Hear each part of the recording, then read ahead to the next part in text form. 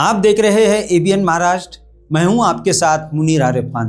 नाज़रीन, Aurangabad municipal corporation election के लिए मजलिस इत्तेहादुल मुस्लिमीन की जानिब से टिकटों को लेकर जिस तरह से धांधलियाँ की गई, कालाबाजारी की गई और लोगों को टिकटों का ब्लैक करने वाला कहने वाला खुद मजलिस का रियासती सदर इस इलेक्शन में टिकटों को ब्लैक कर चुका है, इस तरह का दावा और इस तरह के आरोप दिगर सियासी पार्टियां या अपोजिशन सियासी पार्टियां नहीं बल्कि मजलिस इत्तेहादुल मुस्लिमीन के गुज़िश्ता 10 सालों से नुमाइंदगी करने वाले अपोजिशन लीडर रह चुके साबिक कारपोरेटर ज़मीर अहमद कादरी ने भी लगाया है। उन्होंने मजलिस इत्तेहादुल मुस्लिमीन के रियासती सदर इम्तियाज़ को भिखारी और जलील कहते हुए कहा कि इसने पैसों की खातिर मुसलमानों के इत्तेहाद का शिराजा बिखेर दिया है। जिस तरह तेज़ी से मजलिस इत्तेहादुल मुस्लिमीन ने हैदराबाद के बाद औरंगाबाद में अपना सियासी मकाम बनाने में कामयाबी हासिल की थी, उसे ज़मीन तक धंसाने वाला कोई और नहीं बल्कि मजलिस का रियासती सदर इम्तियाज़ खुद है। इस तरह का आरोप ज़मीर अहमद कादरी ने लगाया है। उन्होंने कहा कि करोड़ों रुपए के तरक्याती काम अपने इलाके में और अपने वार्ड में करने के बावजूद इम्तियाज़ ने इनका टिकट आखिर क्यों काटा, इस तरह का सवाल ज़मीर अहमद कादरी की जानिब से किया गया है। और उन्होंने कहा कि ऐसे कई बातें और ऐसे कई राज हैं जो आवाम के सामने आने वाले हैं। उन्होंने कहा कि मजलिस के रियासती सदर ने मजलिस को और मुसलमानों के सियासी इत्तेहाद का कत्ल किया है। आइए देखते हैं कि मजलिस इत्तेहादुल मुस्लिमीन के साबिक कारपोरेटर और औरंगाबाद म्यूनिसिपल कॉर्पोरेशन के साबिक अपोजिशन लीडर ज़मीर अहमद कादरी ने इम्तियाज़ पर किस तरह से अपना गुस्सा निकाला है। इस तरह का है तो रवैया हिटलर जिस तरह का है तो कत्ल करता था ना, उस तरह का मजलिस का कत्ल औरंगाबाद में हुआ है। और ये हिटलर जो है तो इम्तियाज जलील के रूप में सामने आया। आज मेरा बहुत दिल बोला है कि बहुत अच्छे अंदाज में गाली गलौज करूँ। अपने मजलिस को मोहब्बत थी। अल्हम्दुलिल्लाह मेरे कायद मोहतरम आली जनाब बैरिस्टर असदुद्दीन अवीसी साहब, अकबरुद्दीन अवीसी साहब की काविशों से ये लीडर बना, वरना इसकी औकात तो कौड़ी की थी।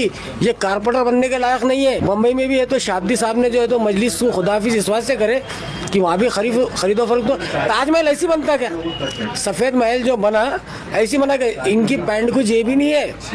उन्होंने ज़िंदगी में कभी किसी को कुछ दिए नहीं है। ये सिर्फ लेना जानते हैं। नहीं, फैसले नहीं हुए, धंधा हुआ है। कहते हैं ना कि आईने की नज़र न लग जाए, इस तरह से श्रृंगार मत करना और तीर तेरी तरफ भी आएगा तो हवा में शिकार मत करना। तो ये जो इम्तियाज जलील साहब का अंदाज़ा है ना, ये जो उनकी चेहरे की रौनक उड़ गई ना, ये जब तक शरीफ नफ्स थे तो अल्लाह ने इनकी मदद किया। ये आमदार भी बने, ये खासदार भी बने। ये औरंगाबाद की अवाम जिन्होंने इसे सर आंखों पर उठाया, जिन्होंने इसे मोहब्बत दी, जिन्होंने मजलिस को मोहब्बत दी।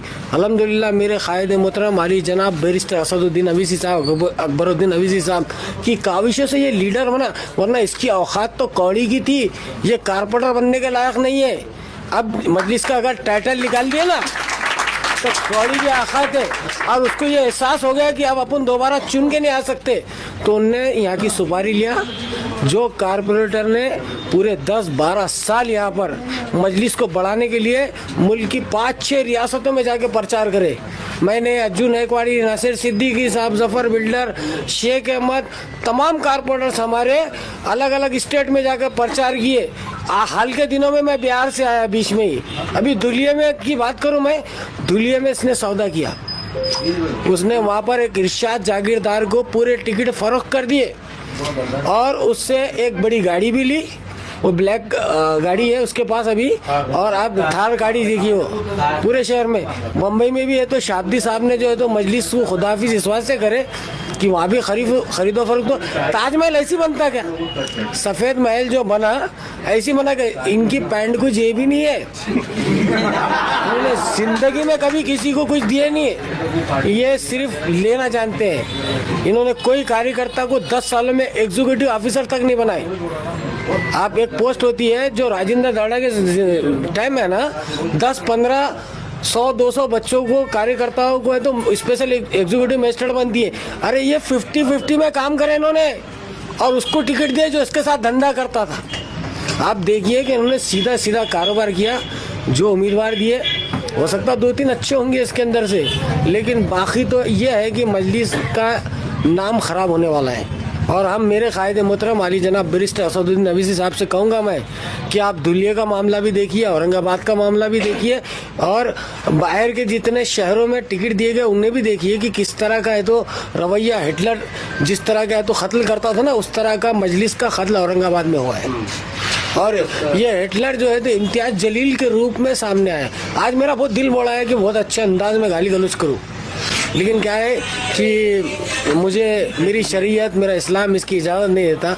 लेकिन मैंने ऐसा मक्कार, धोखेबाज, कमीना, हरामी कभी नहीं देखा, पहली मर्तबा देखा। क्या मैंने आरिफ कॉलोनी में काम नहीं किया? अरे मैं बोलता हूँ औरंगाबाद में 25 सालों में जो हमारे लोगों ने काम किए थे, तमाम 25 कारपोरेटर में अगर 2-5 अगर कम भी पड़े होंगे तो बाकी ने जो काम किए थे अपने आप में रिकॉर्ड है। इनकी शनाख्त ये 25-30 लोगों से थी, आज इन्होंने अपनी शनाख्त मिटा दी है। हर कारपोरेटर ने अपनी जिम्मेदारी निभाया।